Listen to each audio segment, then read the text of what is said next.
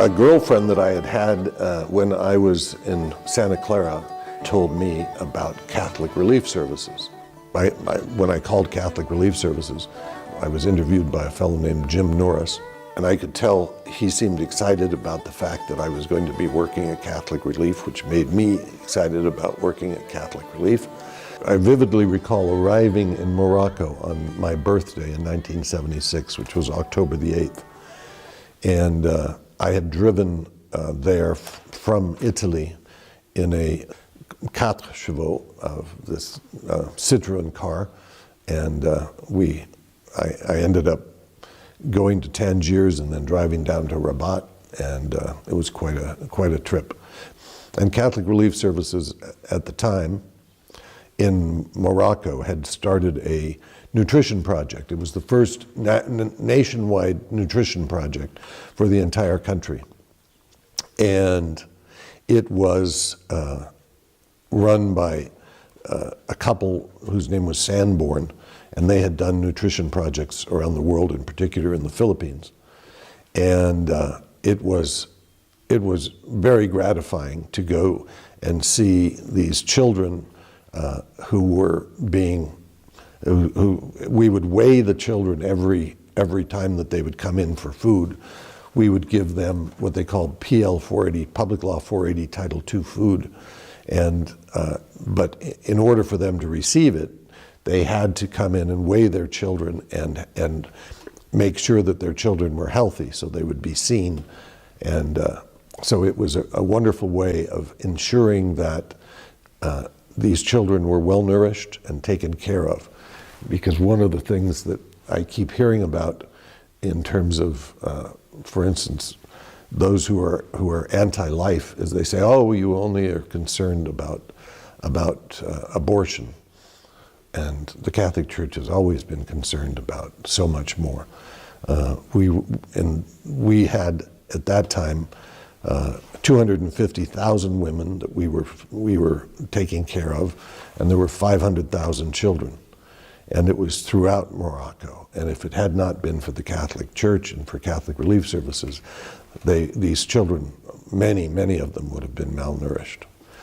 So it was a great testament to Catholic Relief Services activities. So it was quite a challenge because when I went to headquarters, they said, John, we have a little problem. And I said, what's that? And they said, we give, for instance, 36,000 bags at a time of food that arrive on a ship. But lately, there have been 6,000 bags of bad order, it's called. And what would happen is if the bag was ripped in any way, and these bags had previously been burlap bags, but for some political reason, they were now in paper. In Washington, they decided that paper would take over from burlap. And it was not a good decision because the paper is far more fragile. And I don't know why they made that decision, but it wasn't a great decision. The end result was that I would go down to the port and I would try to look and see why it was that these bags were broken. And it was because in those days we didn't have containers. There were like nets that they would be put into. And these nets, if there were more than 50 bags a sling, it would break the paper because of the pressure. There was far more pressure than should be on those bags. And since they weren't burlap, there wasn't the flexibility and they would just break. And so I had a series of questions. I said, first, why are they breaking? The second question was, if they do break, then what happens to the bad order food? And so the answer was that the bad order food was going to a pig farm. And so I thought, pig farm? Why? We're in a Muslim country. Why is it going to a pig farm? And as it turned out, the pig farm was owned by the then Minister of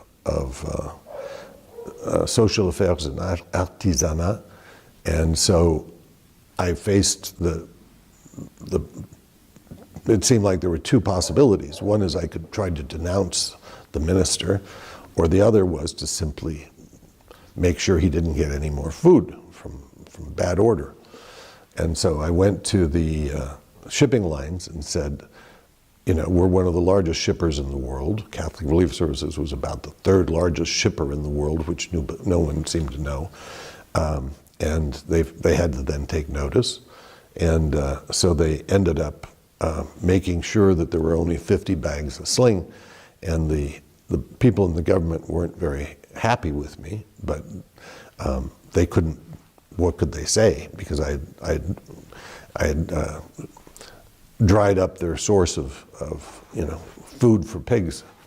And I would tell the stevedores that I would be working with, all of these foods are going to your children, you know, the children in your poorest areas. And that's what we have to be concerned with. And they were always very helpful. The individual stevedores were wonderful, and you know, they were very appreciative of the fact that we were doing this work. So instead of 6,000 bags that were bad order per shipment, there were 6 bags. And so that was a significant decrease. And the other thing is, throughout this whole process, when I was trying to make sure that there were no bad order bags, both the shipping agents as well as the government kept saying, let's go out to dinner. We want to take you out to dinner. And you know, there's lots of nice looking young ladies that can come with us, etc. And you know, we'll have a great time. And I said, you know what? That's a great idea. Let's party as soon as we get this solution set for the bad order bags, and then let's go and have a party then, you know. So there wasn't a party at the end of the bad order bags, I can tell you that.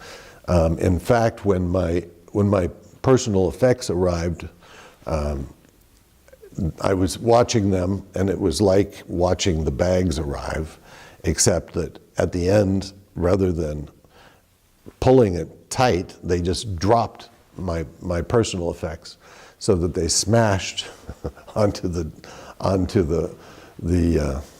deck of the, you know, because the guy was from the ministry with whom we worked was supposed to be supervising the whole thing, and he looked up and sort of made a gesture, and I heard this huge bang, you know, and I looked down and saw my personal effects. Providence again came through. Hardly anything was broken, but at least the food got to the people it was supposed to get to. I was only in Morocco for about 1.25 years, and this ended up being what constantly happened, because I, as a bachelor and you know, a young guy, they kept thinking, well, we're going to assign you to the next place, the next place, the next place.